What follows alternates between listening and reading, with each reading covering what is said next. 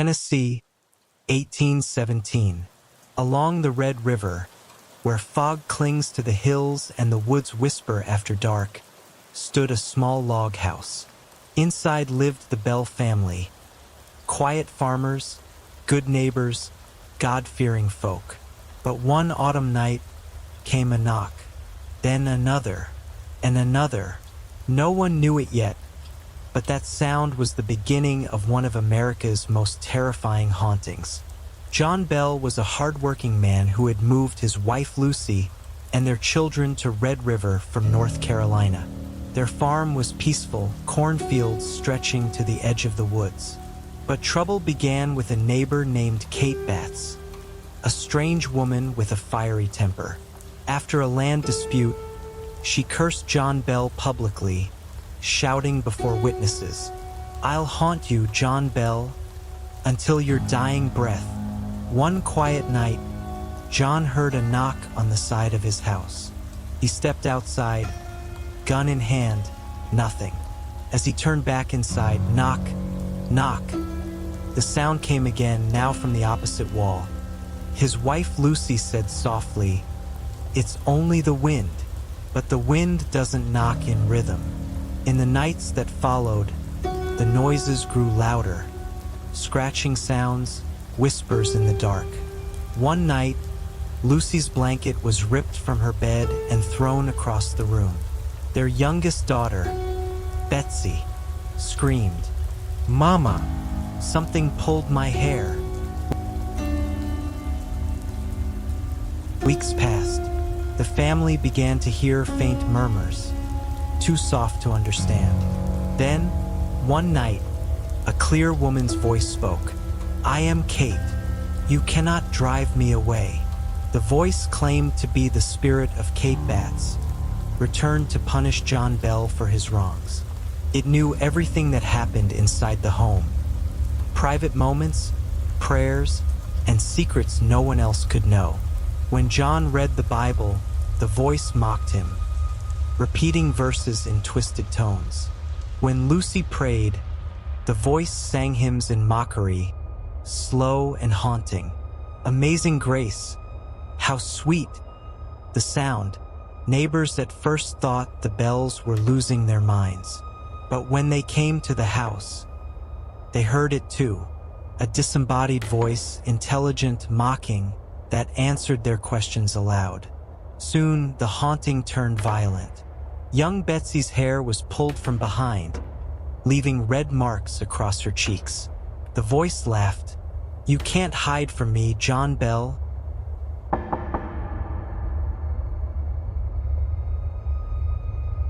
By the winter of 1818, the Bell family lived in constant fear.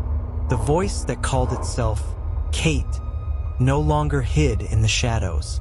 It spoke boldly every night from the corners of their home.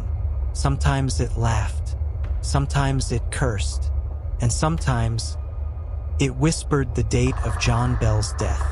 Kate seemed to feed on fear. She played cruel tricks, hiding objects, imitating voices, mocking visitors. When neighbors came to test her, she knew their names before they spoke.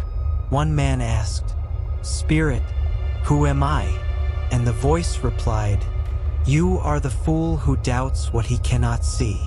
She sang hymns at midnight. She recited entire sermons word for word, even those preached miles away at the same time. News spread across Tennessee.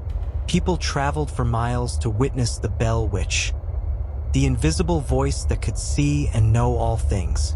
John Bell began to weaken. His hands trembled, his sight blurred. The voice taunted him constantly, "Old Jack Bell, your time is near." He could not eat. He could not rest. Every prayer he uttered was mocked by laughter. Betsy often woke screaming, claiming she saw a dark figure standing by her bed, a woman with long black hair and hollow eyes. Lucy prayed for her husband's soul, and the spirit strangely began to call Lucy the most perfect woman to ever live. Even evil seemed to fear her kindness. December 1820. John Bell was found in his bed, pale and unresponsive. His son went to fetch medicine, but found the bottle replaced with a strange dark liquid. Kate laughed and shouted, "I gave him a dose that will fix him." The family watched helplessly as John Bell took his final breath. The voice cried out, "He's dead. Old Jack Bell is dead." Outside, the wind rose like a storm. The dogs howled, and for the first time in 3 years, the house fell silent. At the funeral, the voice returned one last time, singing a drunken song, mocking the mourners. Witnesses said the sound came from the trees, circling the grave. After that day, the Bell Witch vanished.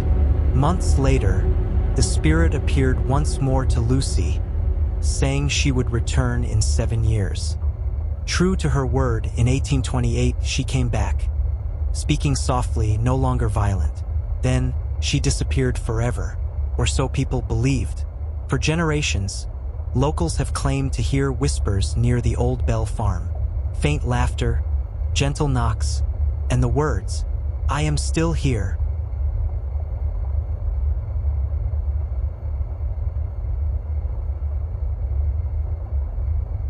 Years passed since the death of John Bell. The farm grew silent, yet the legend whispered on. Children warned each other not to go near the old Bell land at night.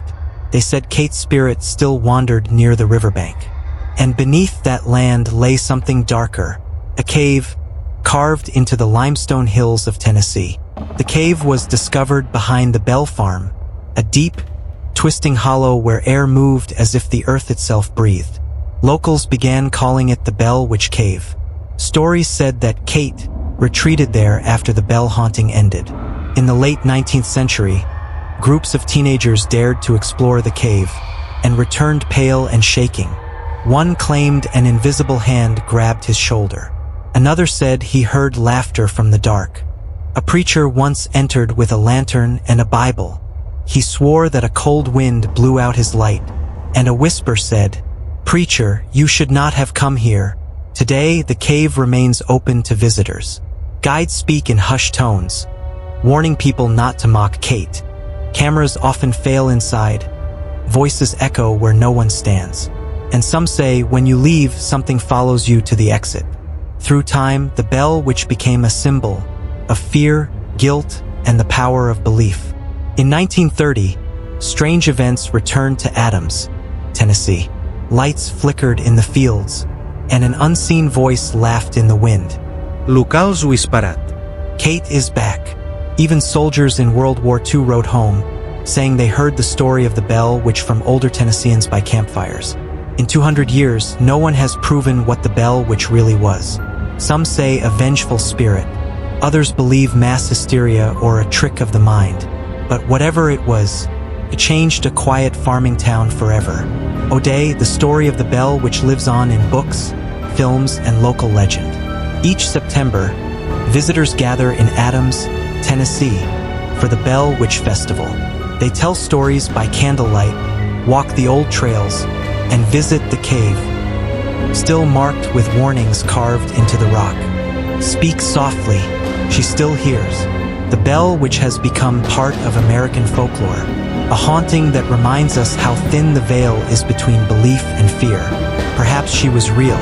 Perhaps she was only the reflection of guilt, rumor, and the unknown. But as the wind blows over the Red River Hills, her story still whispers. Home nights under the Tennessee moon, locals say you can still hear 3 knocks on the Bell cabin wall, and a soft woman's voice, laughing,